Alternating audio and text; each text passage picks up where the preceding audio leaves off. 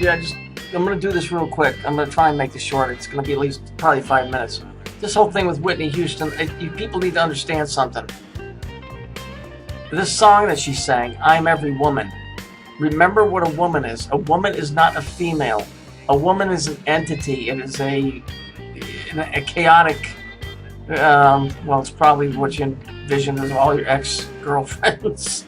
It's not what you think. It's an entity. And so if we move down and we look at the second verse for song, it comes out to be something of more or less of witchcraft. Let's take a look. Okay, so here's the second verse. I can cast a spell of secrets you can't tell. Mix a special brew, put fire inside of you. Anytime you feel danger or fear, that instantly I will appear. What the fuck does this have to do with being every woman? It doesn't if you think of woman in the way that you've been taught. It does if you think about it as an entity that is of another dimensional existence. Something that is not what you would say, something that you would deal with on a regular basis like you would your wife, which is a female. This is a totally different gig we're talking about here.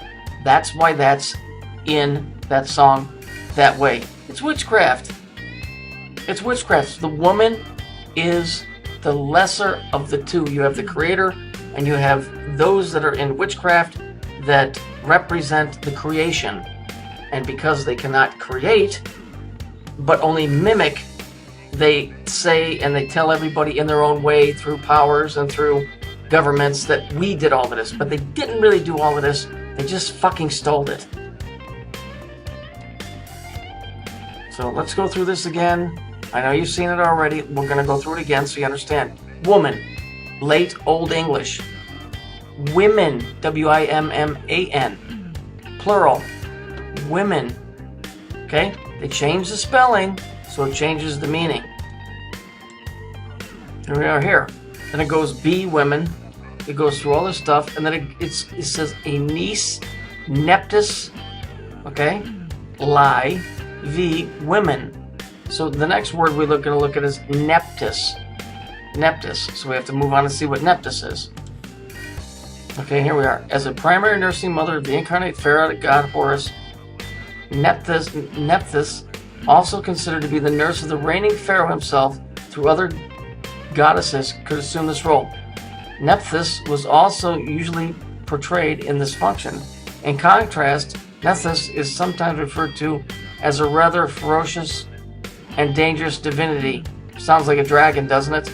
So when David Icke does his videos about dragons, well, you know where that comes from. Okay, this comes from Egypt, and it's representing the woman, capable of incinerating the enemies of the pharaoh with her fiery breath. But the most important thing is the next verse, or the next line. I'm sorry.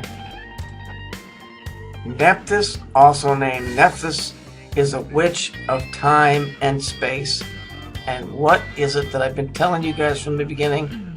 Controls time and space. It's Saturn, and Saturn represents the woman, and the woman is the entity that has absconded the creation. Period. So when this broad, whatever the fuck, Whitney Houston says I'm every woman, yeah, she's every one of those things. And guess what their name is? I am Legion. Right out of the Bible. When Jesus cast the demon out, he said, what is your name? He said, my name is Legion. Black people are not demons. That song is representing that. And that song is saying, I'm all of these things. And Hollywood is loaded with this bullshit. So fuck you, Whitney Houston. Good riddance. Glad you're gone. It's one for our side, so fuck you, you bitch. Okay. I'm going to try and explain this to you the best way I can. This is a children's show on a TV station that's specifically for children called House of Anubis. Now, as you can see, they're all dressed in purple. Well, we know what purple is. Who is Anubis? Well, let's take a look at who Anubis is. See, it says Plutarch, based on the ancient Egyptian traditions, treatises of Isis and Osiris, equated Anubis or Anbu with Saturn. What we need to do is I have to get past this point, and I haven't said anything because it's a little Blink, shut up. You know, it's going to get a little bit graphic here, so I don't want anybody to get offended, but this is the reality of it, and you're going to have to live with it. Okay? So, here goes. This is the logo for the show, House of Anubis. Now, I want you to look at something very closely. You see the eye, okay? You see the logo above it. You see how there's a reflection below it. If you turn it on its side, it looks like the planet Saturn. Here's what the deal is, and I've tried to explain this in a very gentle and direct way, but now I think I'm going to have to be a little bit more direct. Saturn, when it's elliptical, when you can see it, basically what this is representing is, if we look at this thing standing on end, it represents the female vagina. Because Saturn is lesser than the regular sun, it represents the woman. Remember I told you about the woman? The woman is just another name for the Phoenicians. Those that came from somewhere else, fallen angels or aliens. And because they are not the creator, they have assumed the position of the creator because he is not here at the moment. And so he's not going to be real happy when he returns and sees what happens. So they use their symbol, which is Saturn, to represent their existence and their power over humanity. And so they do it in a sexist type of way where they use Saturn and people assume that it's a planet, but it is not. It is the female vagina. All you have to do is go look at the doors on a Catholic church. Go look at the doors on a Hindu temple. They all got the curve and they go up to a point because it represents the female vagina, which does not represent the female as you know your mother and your sister and your wife or your girlfriend. It represents the ones that are lesser than the creator. They have stolen this creation and claimed it as their own. Their color is the color purple, just like the movie with Oprah Winfrey, the color purple, and just like Prince, purple rain. Okay, it isn't rain like rain from the sky. It's rain as in I have domination over you. Okay? You have to understand. This is why back in the 70s, I don't know if you guys remember this or not, but there was a big thing going on for a long time when they kept saying, God is a woman. And let me just bring that up for you. Okay, so when we look here, since God's gender has long been a hot topic for approximately the last 2 decades, owing in large part to the impact of the women's liberation movement and the sexual revolution. Books with titles like When God Was a Woman, The Feminine Face of God, Woman's Spirit Uprising. Okay? A woman is another creation. It comes from the 2nd verse in Genesis. It is not the female that was created with Adam. This is some other creation. Okay, it's DNA because it was taken from the rib of Adam, which is the RNA, which is it has to do with genetics. The Bible is loaded with this stuff. This is why it says when God was a woman, because the God of this planet is represented by the female, and the female is represented by the planet Saturn, which represents the vagina, which is the lesser of the two.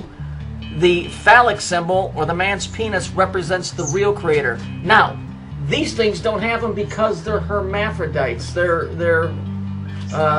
androgynous, I'm sorry. They don't have either. But they know that they're not the creator, but they've appeared to be. Now, I can get into more in depth on this at another point.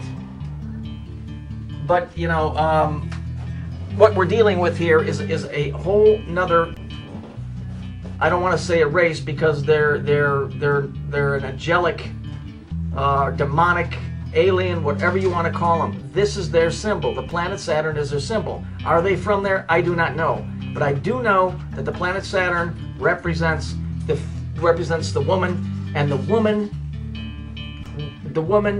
her vagina is what represents or tries to take power over the male, which is the creation from God, from the Creator.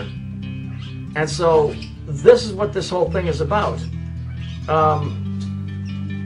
When you see churches that have a dome with a cross on top, a cross is, the crucifix is nothing more than an X with an extension. Okay? And that always sits on top of the dome. Why? Because the dome represents the male phallic symbol, and the X, the black X, represents the vagina. It's the X box. Okay? Remember what I told you about the X box, the Xbox 360? So we have an X, and then we have a circle. So the circle represents Saturn. It represents the whole. That's why when you get married, the ring goes on the finger, because it represents the female opening. The finger going through it represents, the finger going through it represents a phallic. And so the hole is going over the finger, representing the authority over the phallic, which is basically this race superseding the Creator. It's all based on sex for that reason. Not that it's all about sex, but it's sex that represents these things, these aliens, demonic, whatever you want to call it, their way of pushing their agenda. So, you know, when you look at stuff, understand that whoever these Phoenicians were, they're the ones that are representing this whole female aspect, this of destruction and chaos. You know, it's a living creature in some facet or another on a different dimension, but it is chaotic. It hates man because we are of the real Creator. They are not. So because man is greater than the woman just in nature, and that's what the Phoenicians always went after, they have chosen to wear underwear with dick holes in it. In other words, it's like a woman wearing men's underwear but doesn't have the equipment. You follow me?